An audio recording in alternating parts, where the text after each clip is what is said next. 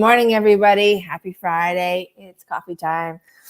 Morning coffee and conversation with me, Jen Snow, your local hypnotherapist, online and in person, Reiki master, soul regression coach, past lives, and more.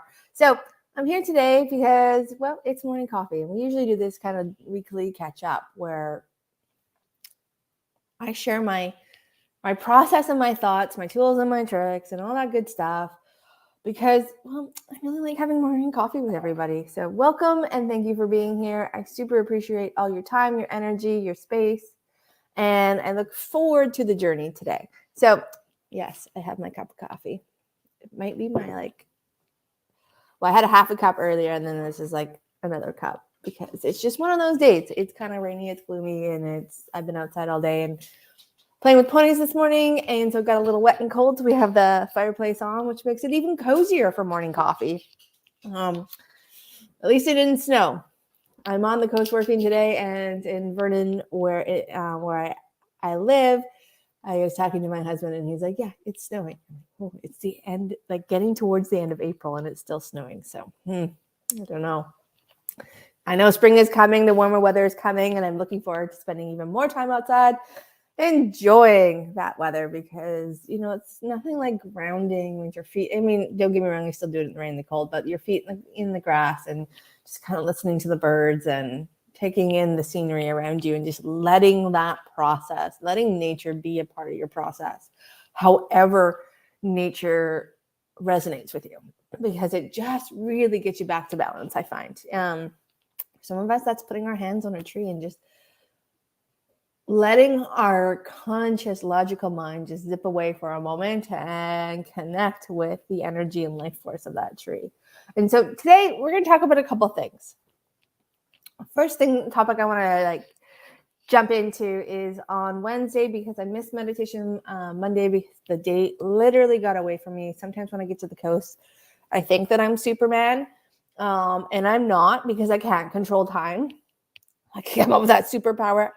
Would be great for those of you in the ether listening to me. That would be awesome if you could download those light codes so that I could bend time a little more easily and more constructively to make it work with my day, so that I can do a million things in a day. That would be very, very, very helpful. So day got away from me, and by the time my day finished and my sessions finished, it was, I think, 8:30, 9 o'clock Pacific Standard Time. And I just didn't have any energy left. And when we do these meditation Mondays, I put a lot of my energy, is there. And just like I would be doing a one-on-one session. So if I can't give that all the time, then I know that it doesn't do what it's meant to do. So I apologize for not being there Monday. But Wednesday I jumped on and I did something I hadn't done ever. And I just did a quick live in my Cloverdale office. And I did it from my phone, which actually worked very well. Usually I do use StreamYard because I like to be able to have the cool backgrounds and the extra little things here and there. But I talked about impatience and the effect of impatience in our daily lives, and how impatience can really be a huge block that prevents us from recognizing, noticing, and engaging with the synchronicities of our cosmic inner and higher self and light being that is guiding us, or potentially, it's always not in my opinion only, it's not potentially guiding us. It is constantly working with us. But in the human state, we are not taught, we are not shown how to recognize those little synchronicities all the time. I mean, I remember when I was younger and I would see spirit, I would talk to spirit and things like that. And I was honestly always called a storyteller, which it actually angered me to know. I would be so mad. I would be so frustrated that no one would listen to me. Then I actually just stopped telling people what I was noticing. And I really closed down for a long time and began to dislike that part of me, because that part of me always, brought this anger and this frustration with it, because those around me couldn't see what I saw, didn't know what I knew, didn't hear what I heard.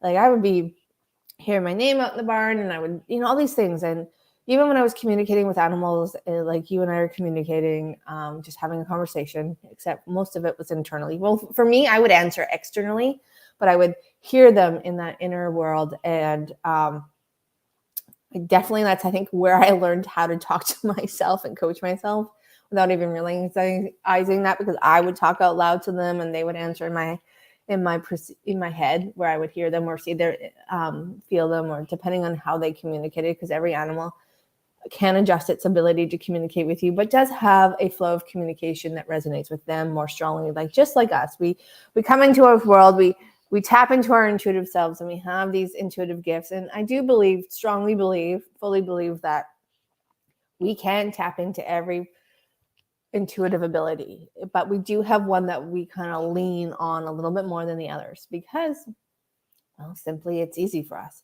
or it's a little bit easier than the others, or we just feel more comfortable and safe in that. So wherever you're at with your intuitive self, know that you can expand that, or you can leave it as is. There's no, in my opinion, no reason to do anything more or do anything less than what you want to do. And how you want to use that is completely up to you. It is about creating bliss in your life. And that's why we have these gifts. We have these abilities to tap into something more than what we can see in the physical external world, so that we can redefine, reshape the physical world and create a little more happiness and joy and freedom in our lives.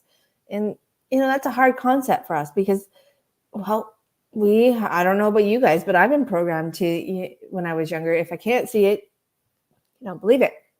So I had to rewrite that programming, because feeling and hearing and sensing and knowing, to me, is as strong as my inner sight and seeing an image in front of me, or seeing a light being or a spirit standing in front of me. But knowing they're there is equally as powerful as the rest. And so I had to really rewrite that program. And one of the things I used to run into was this impatience that I would have, because I expected, and that expectation that I would see everything every single time created impatience when I was connecting with myself, was connecting with guides and guardians and light beings and animals, that I would see everything. And that's what I, because I determined that was the only way this was going to work. Good morning, Alex. How are you? Hope you're having a wonderful Friday. And that impatience became a real block. And I realized that impatience was the result of my expectations, because I had a conscious expectation that it would work the way I decided it was going to work. That's not always how it works. Sometimes it works the way it needs to work. And this impatience really kind of dove into every aspect of my life. I wanted it now. When I was younger, I would get readings, and a lot of readers would tell me they couldn't read me, but they knew that at a certain age, my life was going to drastically change. I found when I first went blind that I went to more mediums and readers to discover what was causing the blindness, what was causing my health crisis, because in the beginning of being blind, I really struggled with adapting my life and, learning how to live with blindness. And make blindness not a hindrance, but more of just an opportunity to see the world from a different point of view. And it was a couple of years before I was able to settle with that. And what I realized when I was thinking about impatience versus expectation that creates impatience, was that when I began my actual journey into shedding my health crisis, and making space for my body to resolve things naturally with the support that was needed. And like I said, I had support. I had medical support. It was there. I didn't have an expectation as to when that would happen. And I didn't realize that I didn't put a timeline on my healing journey until I had gotten to the other side of it, which I found was really funny, because me as a person, when it came to connecting and rediscovering and defining and redefining my intuitive self, or myself in general, I was the most impatient person. I wanted it now. I wanted everything now. And I was kind of like that from my early 20s mid-20s, late 20s. Wasn't until I actually went through the health crisis that everything kind of like slapped me in the face. And I was like, you need to just stop. You need to stop and smell the roses, because the way you're going right now is not going to get you anywhere. And I had to learn to like myself. I had to learn to be quiet with, I didn't really have a choice, because when you lose at that time when I went blind, technology wasn't where it was today. So you were very much cut off from the community and people, unless they came to physically see you or they physically called you, because I can't tell you how many misdials I made, but it was trying to call somebody and be like, hello, it's really quiet here. And I don't like the quiet, because I didn't like stillness at that time. I didn't like quiet. I didn't like sitting with myself. So I had to learn all of that. But what I realized is that I never put an expectation on my healing, when my healing journey would come to, when I would get to the other side. All I knew is I needed to keep in the process, keep step by step. And I think if I had allowed expectation as to when this was going to resolve itself, that when this was going to grow, when it was going to shift, that would have interrupted the flow of that journey. And I don't know if I would have gotten where I needed to get to as quickly or as easily as I did. That doesn't mean I didn't have a hope that one day it would happen. I had a hope, and a year before I gained my sight back in my left eye, I started to dream insight. I started to dream that I was driving again. And the funny part was, I was driving my very first car that I purchased, which was my Volkswagen Golf. And I remember in those dreams driving. It was very tangible. It was very real. When I look back at those dreams, they were giving me a premonition that even though, and I've had premonition dreams all my life. I've had 3 major ones. I used to dream very vividly that I would lose my sight. And in those dreams, I was constantly fighting something. And that dragon that I was fighting, because I was very young when these dreams started, I think I was 3 years old. The dragon was me. When it turns out that I was the one fighting myself, which actually lines up with my entire journey. And and when I started to dream that way, that little bit of hope, it was funny because it could have gone one way or the other. I could have gotten really upset that I was dreaming insight again, because when I lost my sight, I didn't dream necessarily with clear sight. I dreamt through my other senses, which was a very interesting fact, because my sense of hearing, my sense of smell, my sense of touch, my sense of knowing, my sense of sight without sight really exploded as I lost my physical sight. And that's how I actually got around the world. I could hear conversations. It was actually very overwhelming, to be honest, to be in public and let my sense of hearing became dizzying at times. And a little like, oh, I didn't want to hear that today, but okay. How do you unhear? You can't unhear something. You can try. Trust me, I tried many times. Just like you can't unsee something.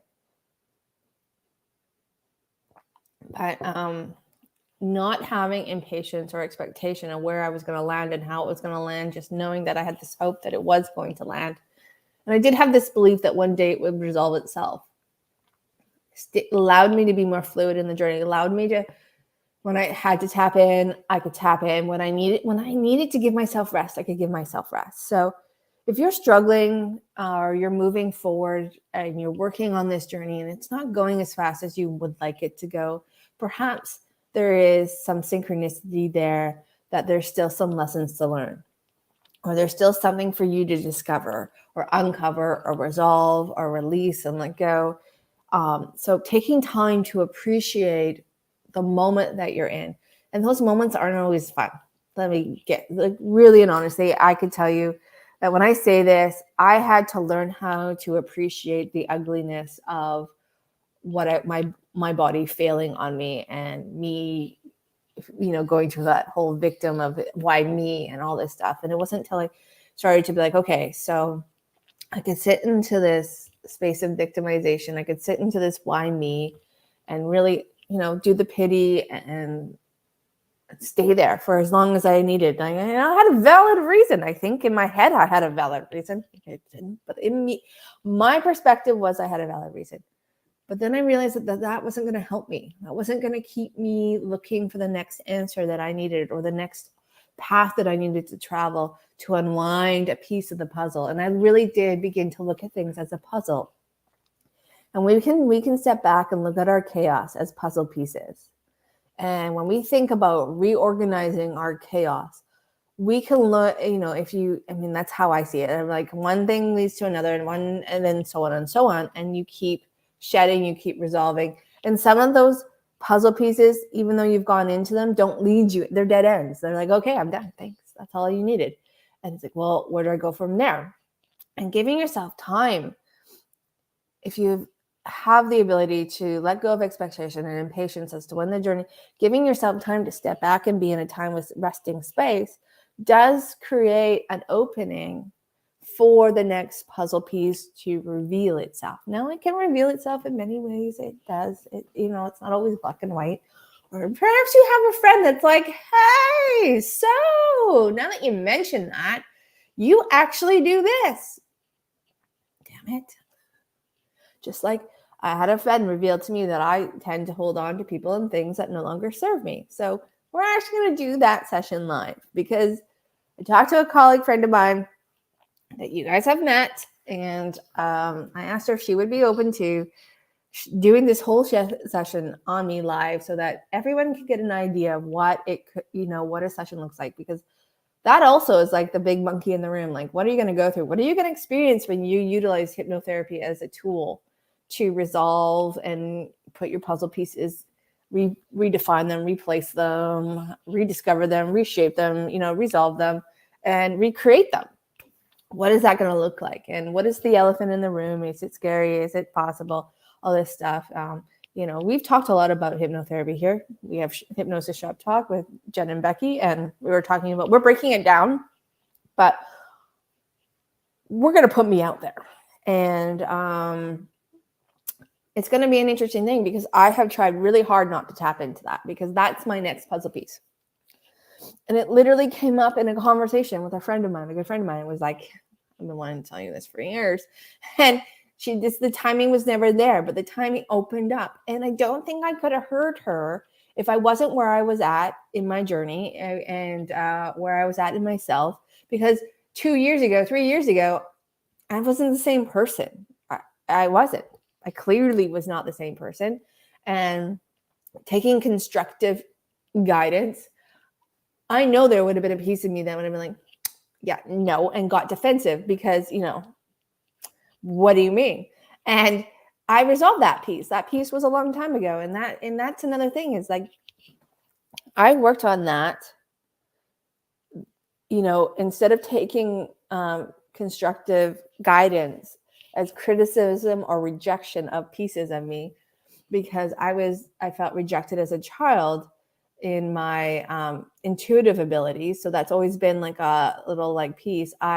Taking that suggestion that she made and sitting with it and seeing if it resonated with me. And it was like, I'd already had the unconscious conversation with myself several times.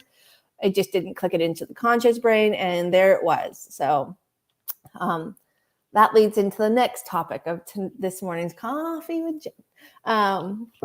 Is that's how I know I've shifted. These are like ways that as you move forward on your journey, as you get to the other side of your drastic healing, is taking a moment to recognize and celebrate the fact that you've made these little shifts, because those little shifts turn into leaps and bounds that are moving you forward. I didn't take that personally.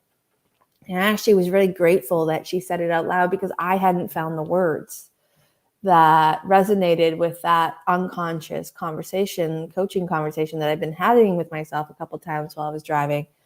And having somebody else put it out there allowed me to sit back and go, yeah, you know what? I've changed the wording a little bit, because that, so that it's my words. So when we dive in, it'll be my words during the process.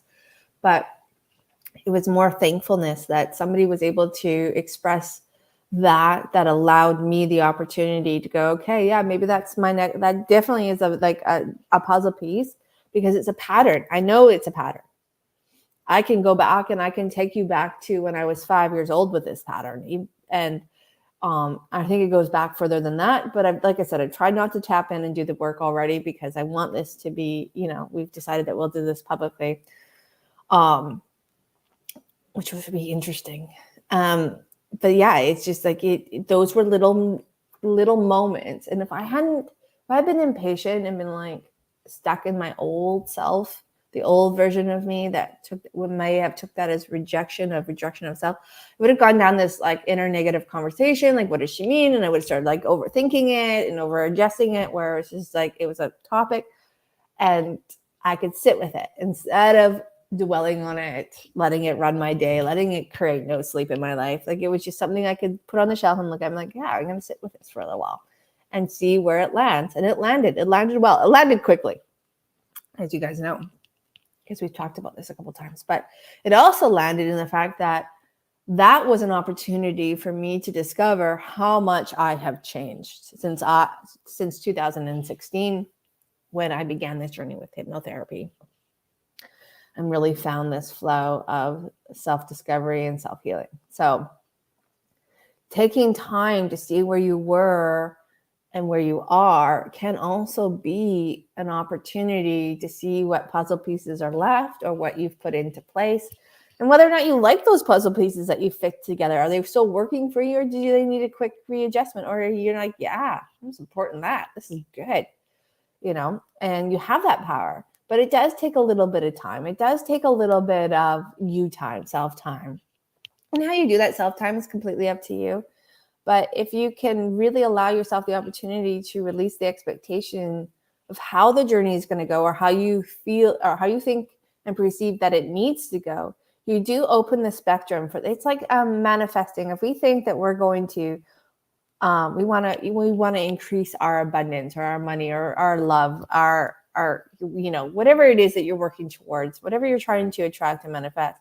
If we determine that it can only come to us one way, that's a very, very specific pinhole that we place ourselves into, and that opportunity into, that makes it a little bit more difficult for us to receive it, because we've narrowed the opportunities, we've narrowed the energy, and we've defined the energy.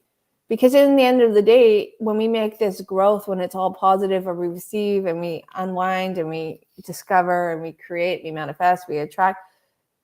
I don't know about you, and I don't believe I'm wrong on this, but none of us really look back and go, oh, it came through.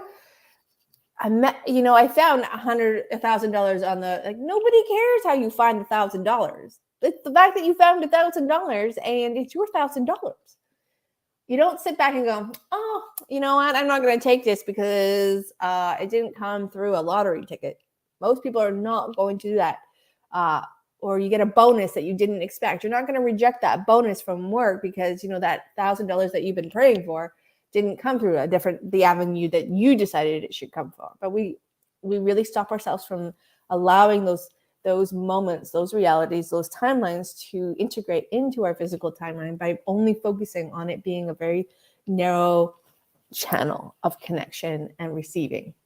So, and that if we let go of expectation, like, hey, this is what I'm looking for, this is what I want to discover, how those synchronicities, how those moments get attracted and manifest in my life, I'm going to be okay with, because I know that is in its divine timing. And it's not always roses and sunshine. Sometimes we have to sludge through the dirt to get to the the good stuff. And it seems to be how us humans like to do things.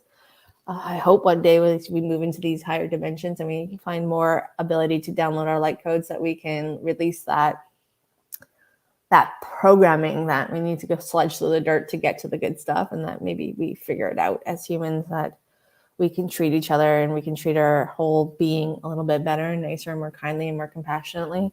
But it starts with us. Our compassion, our kindness starts with us. And we have to, take time for that too, because we have to make time. And sometimes we don't make time. Sometimes we get lost in the day, we get lost in the moment, and we get lost in a week and a month. And that's okay, because once we recognize it, we can step back and go, okay, I'm going to take a little time and catch up.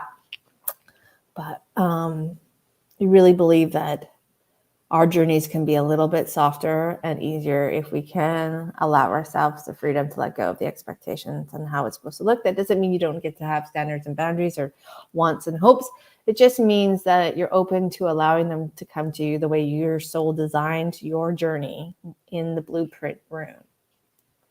And that journey becomes a little bit faster, a little bit more smoothly, less fighting, right? We got to stop fighting ourselves. And if we stop fighting ourselves, maybe we'll stop fighting each other a little bit more. And maybe that will create a little more vibrational harmony in the collective consciousness that allows us to live a little more freely, more abundantly, and more truthfully, and more compassionately and kindly, where we come from a place of love versus a place of suffering and pain and continuing creating suffering and pain. I mean, I know there's people that won't shift, for sure. But that doesn't mean there's not an opportunity for them to shift. But for those of us who are shifting, it's okay that we shift. It's okay that we stop living in our pain and suffering.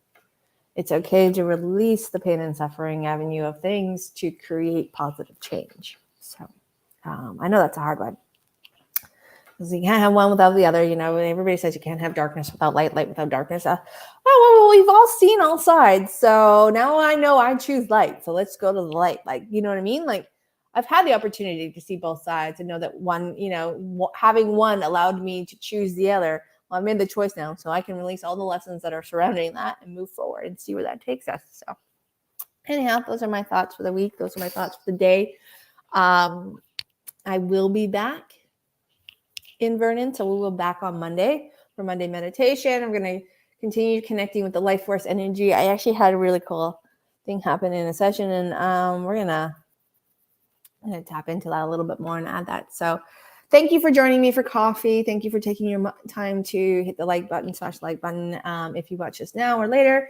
I hope that you have the most amazing weekend, the amazing day. And remember this, if you're struggling with impatience and expectation creating impatience, discover what that expectation is and how it defines you, how it is rooted into your everyday reality, and how it shapes and defines and redefines your daily perspective.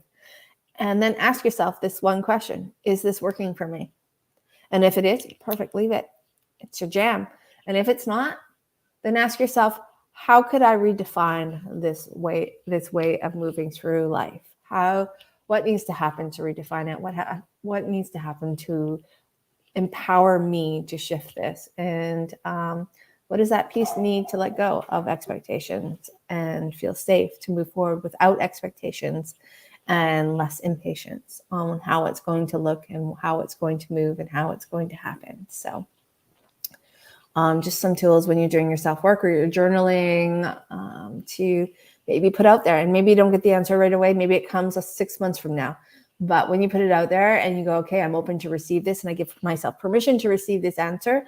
And that is a big statement. I give myself permission to receive this answer. I find that when I give myself permission to receive the answer, whether I like the answer or not, it's coming my way because I have opened up the door. And I have left the door open for myself to receive that answer in the best possible way.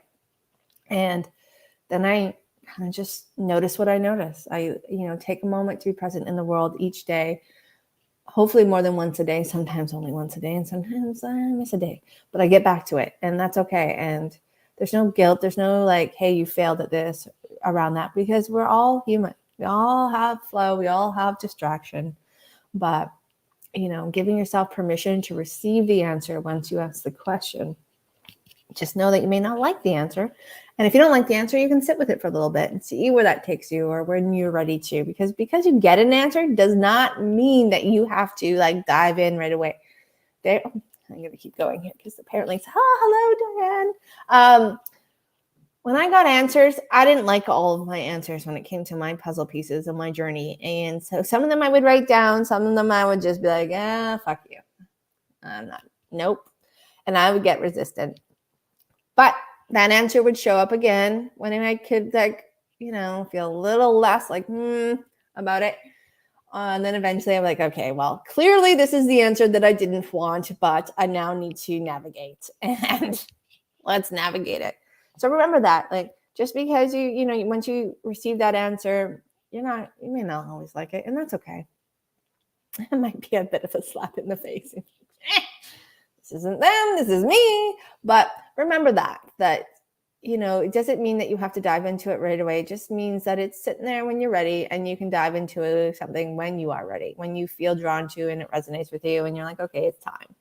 So don't force anything, guys. Don't force your journey. Don't force, because forcing becomes expectation. Expectation becomes impatience. Impatience becomes walls and blocks and hesitation and resistance. And then it becomes frustration and anger. And then we go into a lower vibration and we just get into a little more, we start creating more chaos. That chaos then implements into the next step in the synchronicities, which then we become a little more dull to, we can become a little more numb to, and we become a little less in tune with. So wherever you are, take a moment to celebrate it and give yourself permission to receive the answers from the questions that you are asking. And then know and give yourself that trust that when it is time and right for you to receive those answers, you will begin to notice them. And maybe it takes a little bit longer. Maybe it happens right away. But then again, that's an expectation. Oh, if it doesn't come right away, then I failed at this. No, you didn't. It's just maybe you have to go through something else to unwind that something else so that you can receive that answer. That does happen. It happens quite a bit, where you have to unwind one piece in order to be open and to know what you need to do for the second piece that is entwined with the first piece. But because we want to, and I was like this, I just wanted everything now. I wanted to heal now. I mean, with my kidneys, I was a little more like impatient in the fact that we are getting to the line that cannot be uncrossed. So I either need to focus on, but I just knew I needed to focus on it because I was at a point where dialysis was happening or about to happen. And then that meant, kidney transplant. And so that was a line I didn't know if I went over that I could ever undo or figure out how to undo.